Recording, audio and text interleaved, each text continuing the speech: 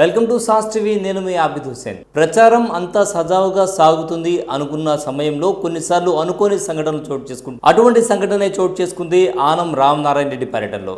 ప్రధానంగా ఆనం రామనారాయణ రెడ్డి, కొమ్మి లక్ష్మయ్య నాయుడు చేజర్ల మండలంలో ప్రచారం నిర్వహిస్తున్నారు. ప్రచారంలో భాగంగా నాగవెలటూరు గ్రామానికి ఉదయం చేరుకున్నారు. సో తెలుగుదేశం పార్టీకి చెందిన కేశవ చౌదరి వర్గం వీరికి స్వాగతం పలికేందుకు అన్ని ఏర్పాట్లు చేసుకుని రెడీగా ఉన్నారు.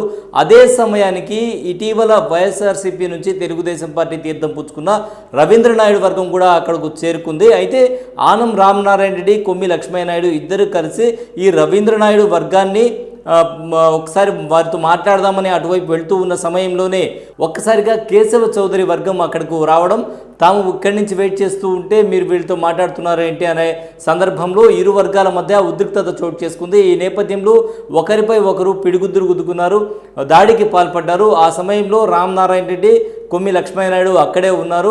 అయితే కొమ్మి లక్ష్మయ్య నాయుడు కూడా పై కూడా కొంత దాడి జరిగింది అన్నట్టు వార్తలు అందుతున్నాయి.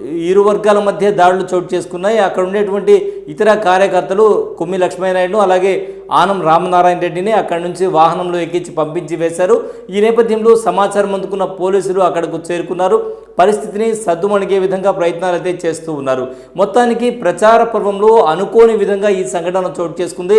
ఈ సంఘటనతో ఒక్కసారిగా ఆ గ్రామం ఉలిక్కిపడినటువంటి పరిస్థితి ఏర్పడింది. ప్రచారంలో అనుకోని విధంగా ఉద్రిక్తత చోటు చేసుకుంది.